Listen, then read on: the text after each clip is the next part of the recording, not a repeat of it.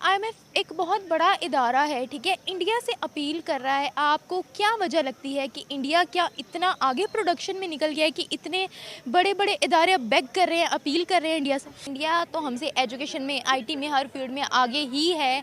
अब मज़ीद जो है एग्रीकल्चर में भी आगे चला गया है। फार्मर्स की सब्सिडीज़ की अगर हम बात करें, अगर एग्रीकल्चर में latest technologies, fertilisers best use करने की बात करें, तब भी इंडिया हमसे आ गया। तो जिस तरीके से इंडिया काम कर रहा है, आपको नहीं लगता कि we should learn something from India?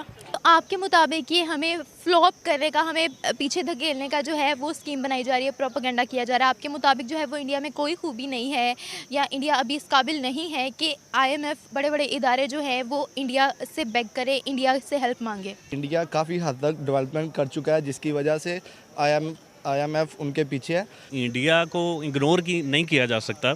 वो जो है वो लार्जेस्ट इकोनॉमी है, उनका जो बजट बहुत ज़्यादा है उनका, तो कोई भी कंट्री नहीं चाहेगा कि उनके साथ अपने रिलेशन ख़राब करे। अस्सलामुअलैकुम viewers, this is your host Nimra Ahmed and you're watching Catalyst Records. Viewers, आज का मेरा जो टॉपिक है, आज जिस बारे में हम पाकिस्तानी नौजवानों का इंटरव्यू करेंगे, जिनके रिव्यूज़ हम जानेंगे, वो टॉपिक ये है कि आज हम बात करेंगे आईएमएफ के बारे में। आईएमएफ वो इदारा जिससे हम लोग बहुत बार कर्ज़े ले चुके हैं और ले भी रहे हैं हम कर्ज़े। आईएमएफ जो है उसने इंडिया से बेग किया है, इंडिया से अपील की है कि वीट की एक्सपोर्ट को ना रोका जाए। अगर इंडिया ने वीट की एक्सपोर्ट को रोक दिया तो पूरी दुनिया में जो है वो वीट का बहरान पैदा हो जाएगा। इससे बचने के लिए आईएमएफ ने इंडिया से अपील की है, इंडिया से बेग किया है। पाकिस्तानी अवाम से आज का मेरा सवाल ये होगा कि हम लोग खुद इतने बड़े इदारे आईएमएफ से जो है मांगते फिर रहे हैं, कर्जे उधार ले रहे हैं आईएमएफ से, और आईएमएफ जैसा बड़ा इदारा जो है वो इंडिया से बेग कर रहा है कि वीट के एक्सपोर्ट को ना रोका जाए, अपील कर रहा है इंडिया से। इसके पीछे की क्या वजह है? अगर हम बात करें एग्रीकल्चर सेक्टर की, तो पाकिस्तान जो है वो पाकिस्तान की बैकबोन है एग्रीकल्चर। फिर ऐसी क्या वजह बनी कि इंडिया जो है वो एग्रीकल्चर, वीट प्रोडक्शन में जो है वो आज बिगेस्ट एक्सपोर्टर बन चुका है कि बड़े बड़े इदारे आकर इंडिया से अपील कर रहे हैं? तो चलिए मेरे साथ कनेक्ट रहें और देखते रहें कि हमें पाकिस्तानी आवाम क्या रिव्यूज़ देती है। अस्सलाम वालेकुम। वालेकुम अस्सलाम। क्या नाम है आपका? अली। अली, मेरा आपसे सवाल ये है, बेसिकली आज हम बात करें आईएमएफ के बारे में। आईएमएफ वो इदारा है जिससे हम लोग बहुत ज़्यादा कर्जे ले चुके हैं, ले भी रहे हैं, ठीक है। बेसिकली न्यूज़ ये है कि आईएमएफ जो है उसने बेग किया है इंडिया से, अपील की है कि इंडिया जो है वो वीट की एक्सपोर्ट को ना रोके। अगर वीट की एक्सपोर्ट रुक गई तो दुनिया में वीट का जो है वो बहरान पैदा हो जाएगा। आपको क्या रीज़न्स लगती हैं कि हम जो हैं आईएमएफ से कर्जे मांग रहे हैं, चीज़ें ले रहे हैं, और आईएमएफ जो है आगे से वो इंडिया से अपील कर रहा है, इंडिया से बेग कर रहा है? क्या वजूहात है इसकी? इसकी एक तो वजूहात ये है कि हम एज ए नेशन एक नहीं है, हम लोग बटे हुए हैं बहुत ज़्यादा, ठीक है। और सेकंड ये है कि इंडिया काफ़ी हद तक डेवलपमेंट कर चुका है, जिसकी वजह से आईएमएफ उनके पीछे है। और हम लोग एक्सपोर्ट क्यों नहीं कर पा रहे, उसकी एक बहुत बड़ा रीज़न है, हम लोगों ने दो नंबरियाँ बहुत की हैं। चावल बेचते थे, पाकिस्तान का चावल जो है ना वो सराहा जाता था सारी दुनिया में, हम लोगों ने मिक्स करना शुरू कर दिया। हम लोगों ने बेसिकली दो नंबरियाँ बड़ी की हैं। तो एज ए नेशन हम लोग जो है ना वो हमारा मकाम, इज़्ज़त, वक़ार वो रही नहीं है, ठीक है। एक तो ये है कि आईएमएफ ऊपर से हम लोग कर्ज़े ले के कर्ज़े ऊपर से ले के फिर अगले जो है ना लास्ट जो लिया होता है उसकी हम लोग इंस्टॉलमेंट देते हैं और वापस कर नहीं रहे। अब सीन ये है कि डेवलपमेंट नहीं हो रही। डेवलपमेंट पाकिस्तान में क्यों नहीं हो रही? एजुकेशन जो है ना सिस्टम आपका कोई 20 से 30 साल पुराना पढ़ाया जा रहा है। अब जब स्टूडेंट्स उस काबिल नहीं निकलेंगे जो कि होने चाहिए, तो तरक्की कैसे होगी? अब देखें, एक करीम ऐप है, एक ऐप किसी ने बनाया, गाड़ी किसी की या चला कोई रहा है, $1 मिलियन वो बना रहे हैं। तो ये कौन लोग हैं? ये वो लोग हैं जिन्होंने लेटेस्ट स्टडी की हुई है और कर रहे हैं।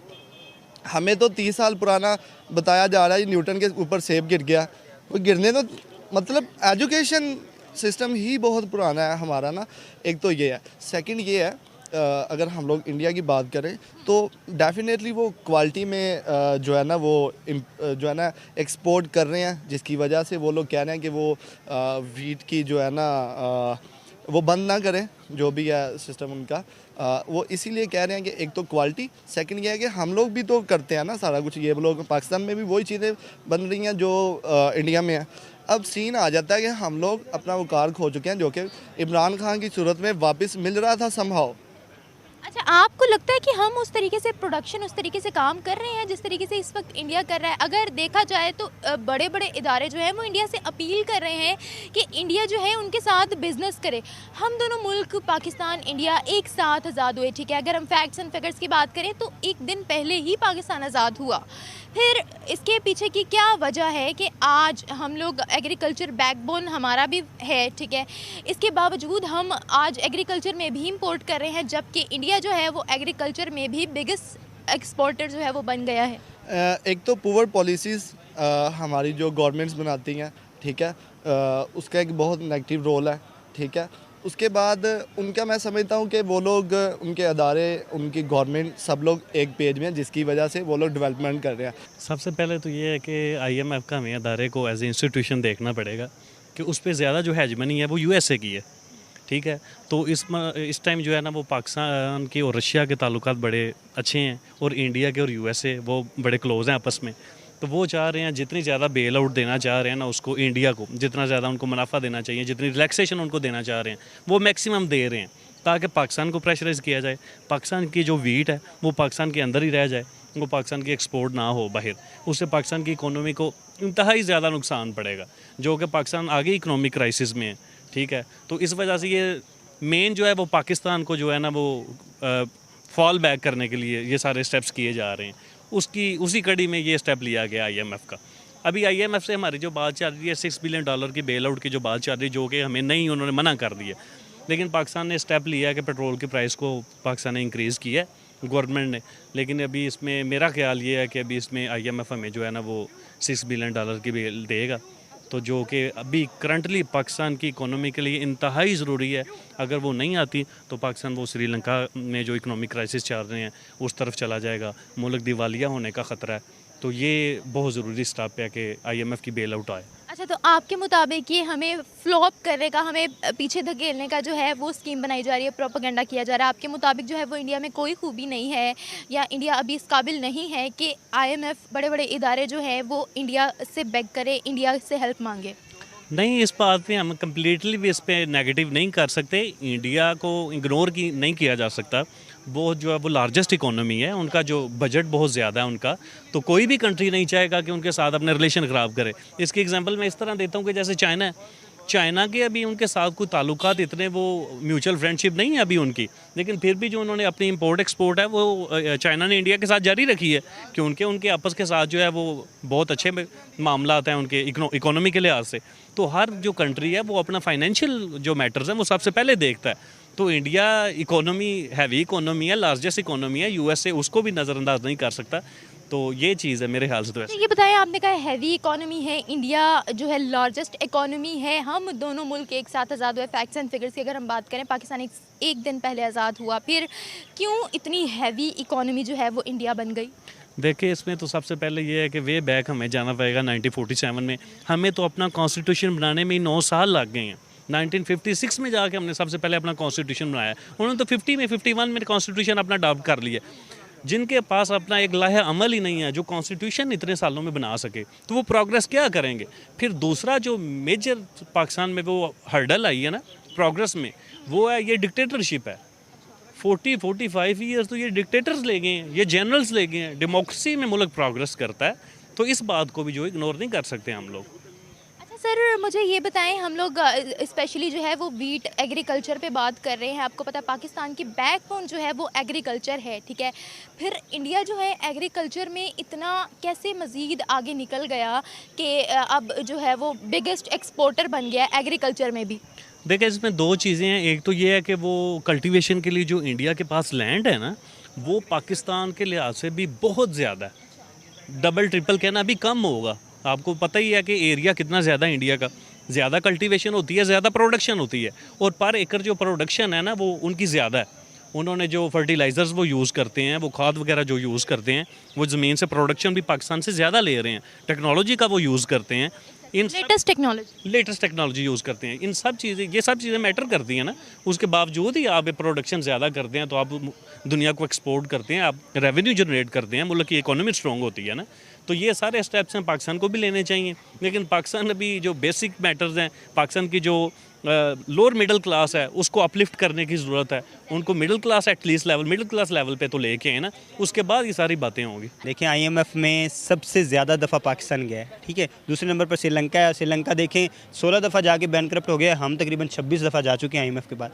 तो ये जो है ना, ये आप अपनी खुद क्रेडिबिलिटी बनाते हैं, तो हमें वो पैसे नहीं दे रहे और उनको वो रिक्वेस्ट कर रहे हैं कि आप जो है ना वो वीट की एक्सपोर्ट बंद ना करें। उसके पीछे वजह ये है, देखें बहुत बड़ा एक्सपोर्टर है वीट का इंडिया, और बहुत से ममालिक जो हैं जो है वो डायरेक्टली और इनडायरेक्टली उनकी खुराक जो है वो मंसूब है उनके साथ। और अगर वीट की जो है एक्सपोर्ट बंद करता है इंडिया, तो बहुत बुरा इफ़ेक्ट आएगा ओवरऑल पूरी दुनिया पे। देखें पिछली दफ़ा जैसे पाकिस्तान ने एक्सपोर्ट करके बाद में खुद के लिए मसाइल बनाए थे, जब आपने देखा पेशावर में आटा ख़त्म हो गया और ये वाले सारे मसाइल आ रहे थे, तो इसी वजह से इस तरह के क्राइसिस से बचने के लिए इंडिया ने अपनी पॉपुलेशन को जो है वो जो है करने के लिए और उनको फ़ायदा देने के लिए ये फ़ैसला लिया है। तो अब मेरे ख्याल में इंडिया जो है वो अपनी पॉपुलेशन की जो मफाद हैं उसको पहले रखेगा, उसको प्रेफर करेगा और बाकी चीज़ें बाद में करेगा। इस वजह से आईएमएफ का ये कहना जो है ये है, तो ओवरऑल पूरी दुनिया को देखें तो वो उनके लिए फ़ायदेमंद, लेकिन वो अपनी लोगों को प्रेफर करेंगे, आई थिंक सो। अच्छा मुझे ये बताएं कि एग्रीकल्चर बैकबोन पाकिस्तान की भी है, ठीक है, लेकिन फिर ऐसा क्यों है कि हम लोग जो है वो मांगते फिर रहे हैं एग्रीकल्चर में भी? इंडिया जो है वो एग्रीकल्चर में भी जो है छक्के छुड़ा रहा है। आईएमएफ जैसे बड़े बड़े इदारे बेग करने लगे हैं इंडिया के आगे। क्या बनेगा हमारा जब हम अपनी एग्रीकल्चर बैकबोन में भी डाउन होते जा रहे हैं? एक ही वर्ड है इसका जवाब, वो है प्रायोरिटीज़। देखिए आपकी प्रायोरिटीज़ 1960 में देखें एग्रीकल्चर रेवोल्यूशन आ रही है पाकिस्तान में, डैम्स बन रहे हैं, सारी चीज़ें हो रही हैं, और एकदम से हम अगर उसी डगर पे चलते, उसी स्पीड के साथ भी चलते, उसको बढ़ाने की भी ज़रूरत नहीं थी, तो आज हम जो हैं वो बहुत सारी चीज़ों में खुद कफ़ील होते, ठीक है। अब मसला ये है कि हमारी प्रायोरिटीज़ ये नहीं है, हमारी हुकूमतों की प्रायोरिटीज़ ये नहीं है। हमारी हुकूमतों की प्रायोरिटीज़ है अपनी अपनी कुर्सी बचाना। आपका कोई वज़ीर आज़म जो है वो हिस्ट्री में 5 साल का टेन्योर तो पूरा नहीं कर सका। आप कैसे प्रायोरिटीज़ रखेंगे अपनी इस तरह की? अब आपकी प्रायोरिटीज़ ऑब्वियसली कुर्सी हो जाएगी जब आपको ये ख़तरा लगेगा कि मेरी कुर्सी डगमगा रही है। वहाँ पे आप देखें ना, मोदी की दूसरी गवर्नमेंट है, तीसरी की भी उसको उम्मीद है, ठीक है। तो जब इतनी जो है वो सिक्योर चीज़ें हो ना, तो फिर आप इस तरह के फ़ैसले लेते हैं। जब आपको इनसिक्योरिटीज़ हों कि मैं ही नहीं रहूँगा, हैं, वो कहते हैं ना रहेगा बांस ना बजेगी बांसुरी, तो जो बांस ही नहीं होना और बांसुरी मुख्तलिफ़ किस्म की बजानी है, तो वो हर जो सियासतदान होगा, पॉलिटिशियन होगा, वो अपने मफाद को देखेगा और वो खुद को प्रेफर करेगा। तो आप लोगों को तब प्रेफर करेंगे जब आप खुद को सिक्योर समझेंगे कुर्सी पे। तो ये मसाइल है। तो क्या आप इस सब का जो है क्रेडिट इंडियन गवर्नमेंट को दे रहे हैं?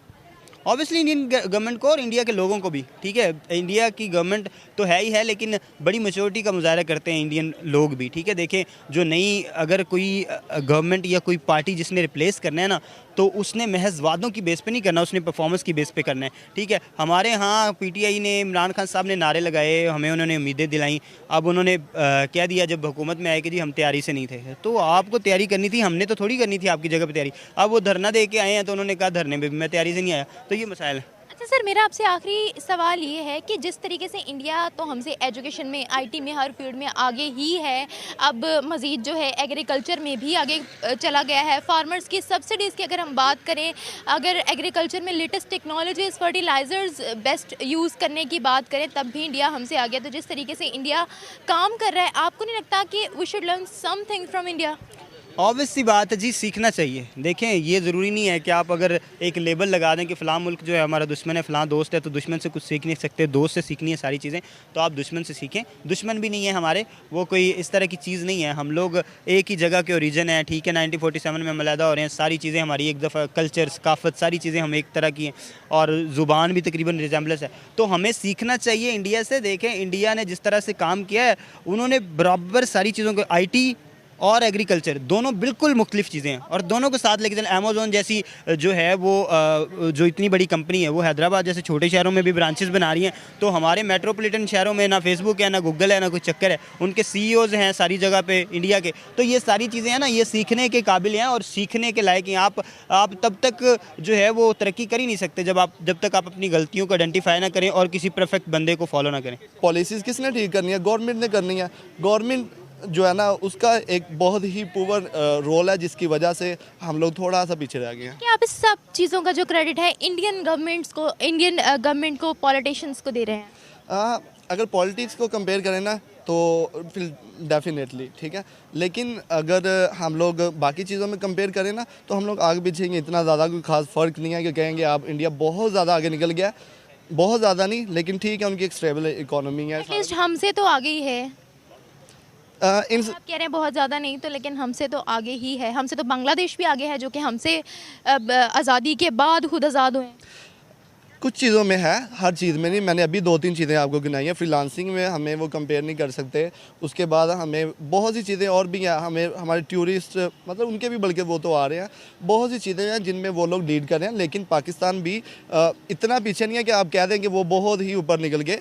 अगर हम एज ए मोटिवेशन लें ना तब भी उनको नहीं ले सकते, हमने लेना है चाइना को जिन्होंने करप्शन पे काबू पाया है और कहाँ से कहाँ निकल गया। मैंने बताया कि अमेज़ॉन सेलर हूँ, 95% प्रोडक्ट चाइना से इंपोर्ट हो रही हैं। तो इस तरह की मोटिवेशंस लेनी है, किस तरह उन्होंने करप्शन पे काबू पाया, किस तरह उन्होंने जो है ना घर घर में प्लांट्स लगे होते हैं, दुनिया की हर चीज़ वहाँ से मिल रही है, तो हम एज ए मोटिवेशन उनको लेंगे। जी तो व्यूवर्स, ये थी हमारी आज की वीडियो। होप सो कि आपको हमारी वीडियो अच्छी लगी होगी। वीडियो का टॉपिक, लोगों के रिव्यूज़ आपको अच्छे लगे होंगे। अगर आपको हमारी वीडियो अच्छी लगी हो तो हमें कमेंट बॉक्स में लाजमी मेंशन कीजिएगा। इसी के साथ मुझे दीजिए इजाज़त, मैं मिलूँगी आपसे एक नए वीडियो एक नए टॉपिक के साथ। तब तक अल्लाह हाफिज़। लेकिन हमारे चैनल कैटलिस्ट रिकॉर्ड्स को लाइक, सब्सक्राइब और शेयर लाजमी कर दें। साथ ही बेल के आइकन को भी दबा दें ताकि आने वाली वीडियो की नोटिफिकेशन आप तक बर वक्त पहुँचती रहे। बहुत शुक्रिया।